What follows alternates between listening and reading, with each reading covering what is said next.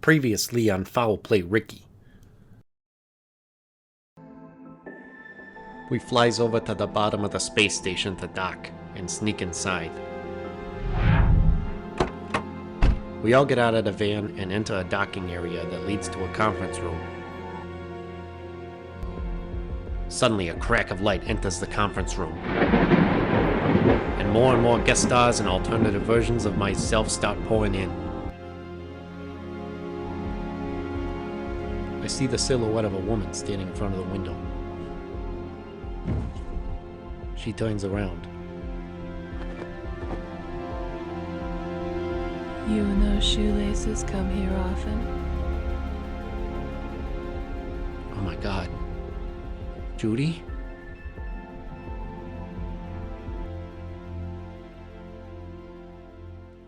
And now, our feature presentation. Photosensitive warning. A very small percentage of people may experience a seizure when exposed to certain visual images, including flashing lights or patterns that may appear in this film. Hey yo, it's me again, Snoop Dogg the narrator.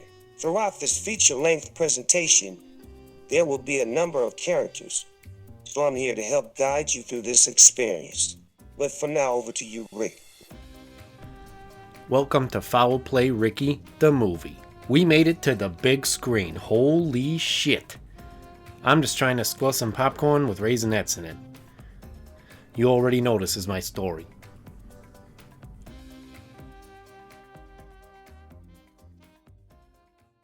Cue the atmospheric music.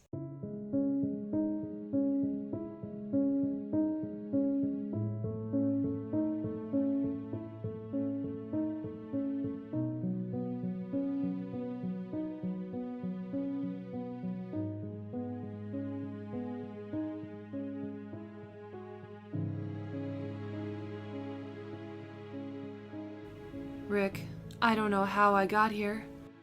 It's okay, Judy. It just means we're from different dimensions. You're not the Judy that I loved, but I still love you. And Jesus Christ, that's a pretty face. I'm sorry for everything. I'm sorry I even started and that I put you in harm's way. It's okay, Rick. Please stop dealing with your inner struggles for once. Just kiss me beneath this milky twilight. They came in close and had the most passionate kiss of any podcast ever.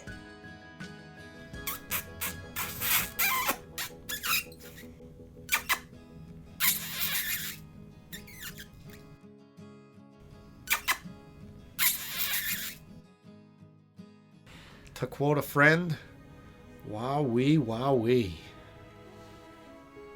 You see, Rick, I'm sorry that I fell in love that night. I didn't mean to fall in love that night. It's just... Judy checks her watch. Are you stalling with Halsey lyrics?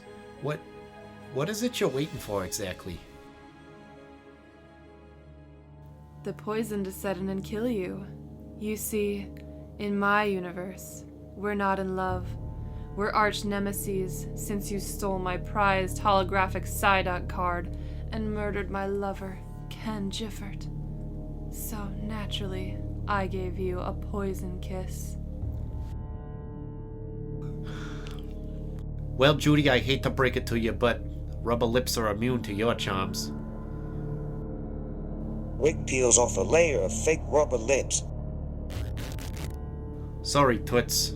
At this point, I know not to trust anyone romantically unless they're selling me Neopets passwords. Suddenly, Rick and Judy break away from each other and slide back into attack positions. Rick pulls out a secret gun from behind his left toes, and Judy pulls one out from her bulletproof bra.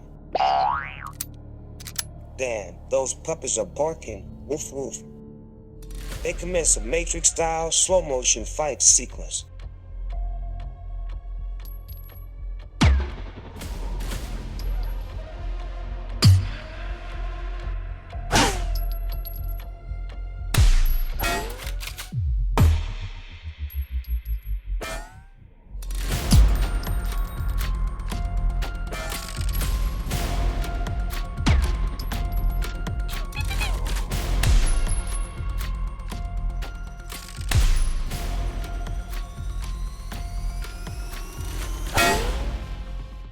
bullet bounces off of Judy's bra and ricochets twice in an incredible display of luck that knocks the guns out of both Judy and Ricky's hands.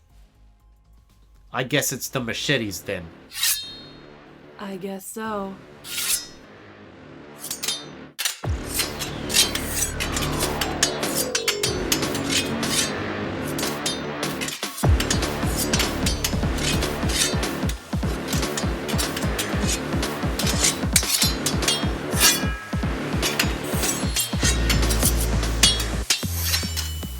Suddenly, Ricky gets the high ground and knocks Judy flat on her back. He lunges in for the kill before stopping the blade centimeters from her eye like it's Mission Impossible 2. I'm not gonna kill you, Judy. Losing you was the hardest thing I've ever had to face, and I've had 9 kidney stones. It was like Kali Ma ripping my heart out and playing hacky sack with it. I still have blood stains on my trench coat from that night that I can't get off. I can still feel the coldness in the valleys of your hand. Sometimes it gets real super dark around the edge of my heart. I can't lose you again. I just can't. Even if you're not the Judy I loved, I could never hurt you. I loves you in every universe. You pathetic, scruffy-looking nerf hurt. Ricky knocks her unconscious with the handle of his blade. Fuck, I'm getting too old for this kind of fighting shit. I gotta find the others. Ricky gets up and goes back to the conference room of the spaceship that they had boarded in.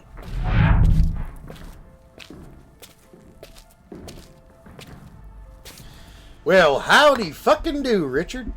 Been too long, my friend. Look at us, back together again. Longer than the neck of a bronchosaurus. 2 friends back together again at last. Man! I heard our song earlier today when I was organized in the back closet. On a warm summer's night, on a train bound for nowhere, I met up with a gambler. We were both too tired to speak, so we took turns a staring at the window at the darkness, and the boredom overtook us, and he began to speak. He said, son, I made a life out of reading people's faces and knowing what their cards were by the way they held their eyes. So he said, hey, I'll tell you my secrets. If you give me some of your whiskey, I'll tell you some advice. You got to know when... Well, you know the song. And, man, it brought back some great memories. We got up to a lot over the years, didn't we, Richard? Man, it's great to see you. Best friends back together again. It's been too long, Richard. Longer than a skunk stripe. Anyways, look what I found. Ken says, dangling the time-traveling watch in his hand. Ken, my God, how'd you get my watch back? Easy. I just checked the bathroom. You see, I've gone to enough Midwest dirt festivals to know that them New York types always take off their watches when they wash up their hands. Fuckers get afraid of a little grease and grime. And once you know it, that Joe Tourniquet fucker ain't much of an exception after all. This watch looks different though, don't you think? Yeah, it sure does. Hey, Dad, can you come check this out? These changes are something between science and magic, and by the looks of it, these modifications have turned this watch into a time-traveling bomb. Based on the inscriptions, it is set to target and destroy all forms of Ricky and his allies within 24 hours. It also appears as Joel, or Joe, I'm not really sure what we're calling him now, invincibility while it's ticking. Holy motherfucking shit! You got all that from those little wing-dingers looking markings? You must be one of them glasses-wearing fuckers. It's the language of Euphoria. Rick's mom used to be into that kind of stuff. Oh, wowee, wowee! Well, that shit's way beyond old Ken. Well, say, anyways, I stopped over at that spy gear shack in Mike Crivello's world, so I invested in a bunch of these newfangled walkie-talkie earpieces. I figured it might be important that we all try to keep in touch, Not by hands, but by ears. A stringy fellow walks through the doors, his eyes down on the tablet he's working on. The door shuts and he looks up to find Ricky and all his Rickyverse partners standing in front of him. The man is Fredrick Flinston, Ricky's old business partner. Oh, hey Rick. I didn't know you was in town. Fredrick says, sneakily reaching for his gun. Just for the day.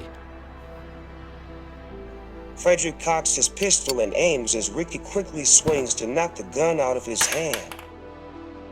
Fredrick falls to the floor. Why'd you set me up, Fredrick?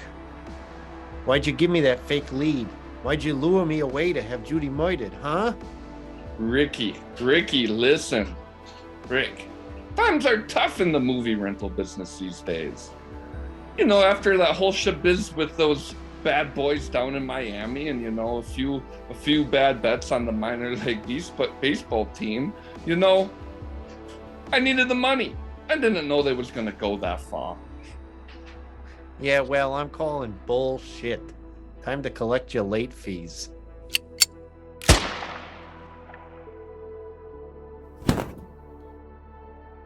Fredrick falls to the floor, dead, leaving behind him 8 dogs, a husband, and an independent family video location. Jesus Christ, Rick, you don't have to go that dark.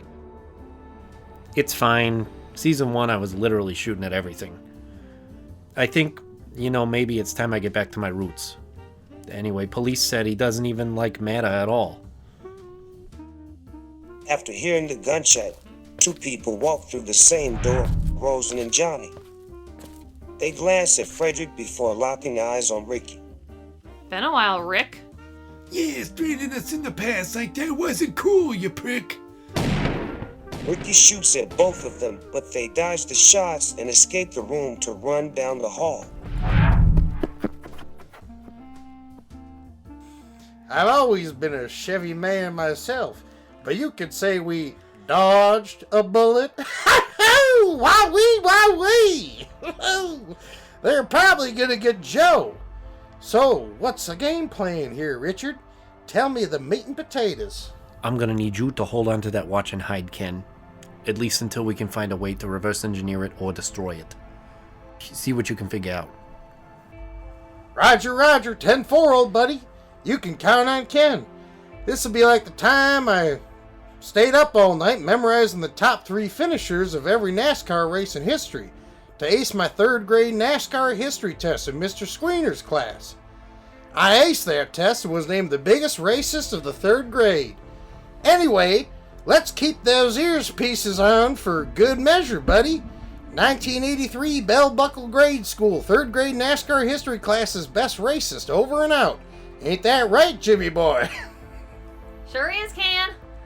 Ricky hugs Ken for just enough time that it's acceptable for him, but not too long that Ken starts making comments. Hey, buddy, it's okay. We're all gonna be okay. I know, Ken. Just be careful. And thanks for always being there for me. That's what old Ken's here for. You know what they say? It may be that the gulfs will wash us down. It may be we shall touch those happy isles. And though we are not now that strength which in old days moved earth and heaven, that which we are, made weak by time and fate, but strong in will, to strive, to seek, to find, and not to yield. I'll see you later.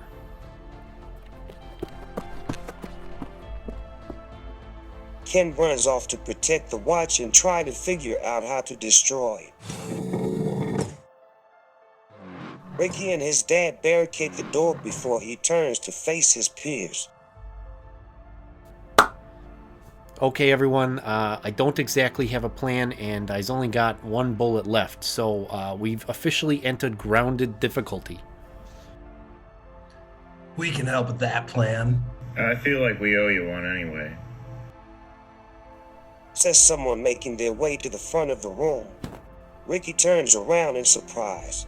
Holy shit, it's Volk and the Douche. In the flesh, mi amigo. And we brought the chief with us. Hey guys, sorry about my master drug scheme and everything. I was in a bad place, and after I started making the money, it was like time wouldn't fly. Almost as if I was paralyzed by it.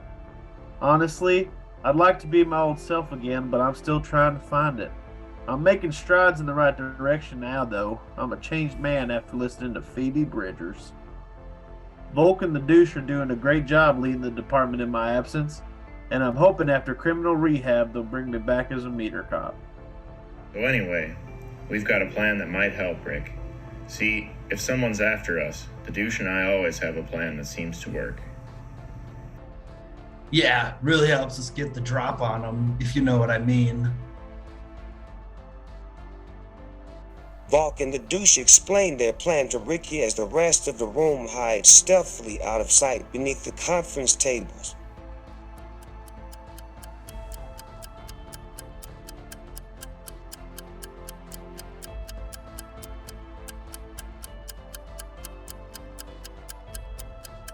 Ricky and Marco, you guys get into position. We'll unblock the door. We call this move infiltrate the dealer, find the supplier.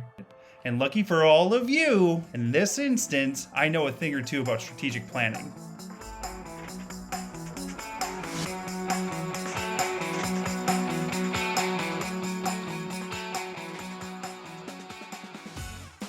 After a few minutes, Joe Tourniquet walks through the door to a seemingly empty room.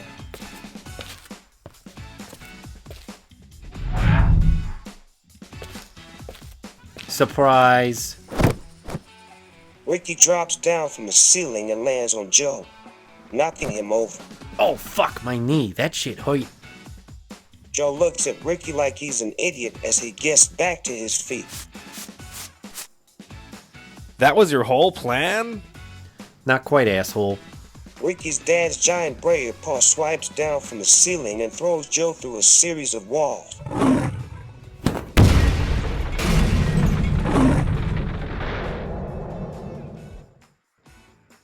Go get him, son. Foul play, Rachel walks into frame. Hey guys, I just got out of being captured through the sheer power of raw feminism, and no thanks to the NRA. Anyway, Ricky runs to the other room after Joe. He pulls out his gun and cocks it on the way, aware of the few remaining bullets he has left. Ricky enters the room to see Joe on the floor attempting to get to his feet and takes aim at his head, trying not to draw this ordeal out like every other movie does. Goodbye, old friend. And good riddance.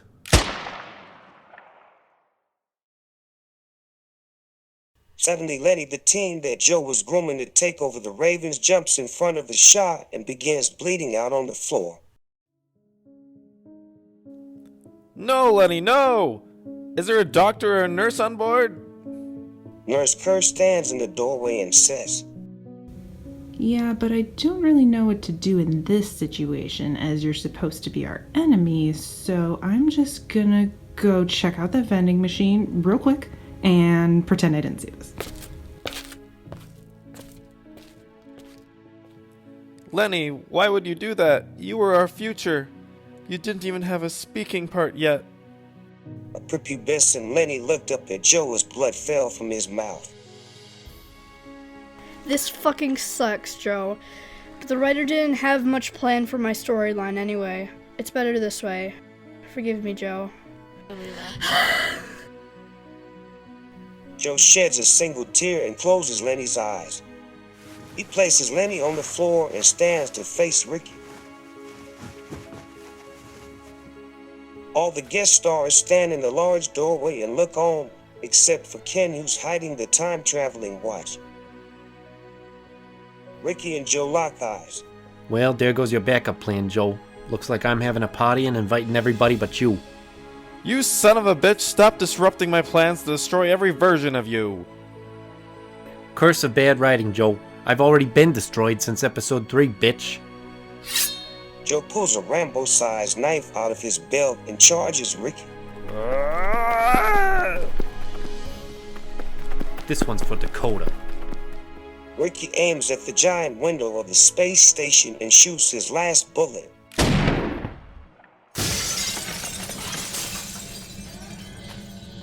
The glass shatters and sucks the two of them into space along with every guest star. Joe fumbles his weapon into space.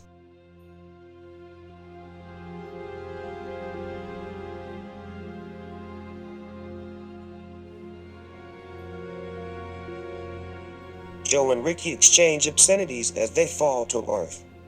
But since there's no sound in space, they just look like a couple of idiots mouth yelling.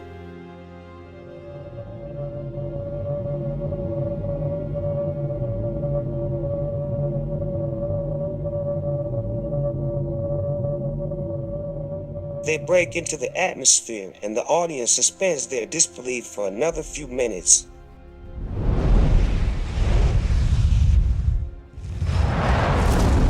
They engage in a slap fight as they continue to fall to the planet below them with camera shots right out of the opening of the Mighty Morphin Power Rangers movie.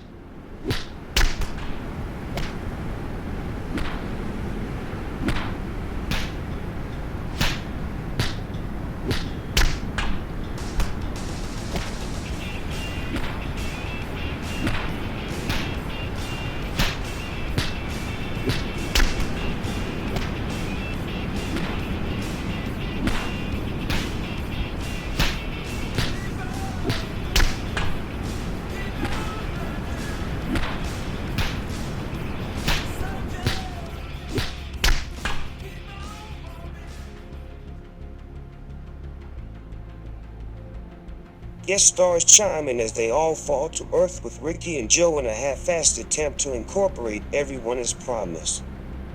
And odder still, we don't even have oxygen tanks. Where the heck is that wind coming from? Jesus. I sure could use a mouth guard. Yeah, all these bugs are getting my teeth. I've had 3 already. Triples is best. There's no way the Power Rangers could hear each other so well while skydiving!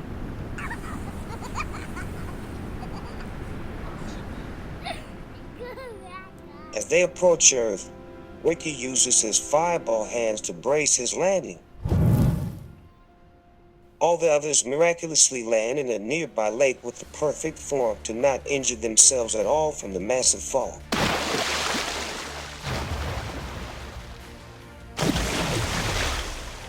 Wow! Wowee! Wowee! What in the Sam Hill was all that racket in my ears piece? Did you all just go to one of them raves with Shaq? It was louder than when my tailpipe fell off outside of old Busty Beauty Saloon and Big Barbecue. Shit, yeah, sorry Ken. We just fell to Earth. I think we're all good except for the bird that I torched on the way down.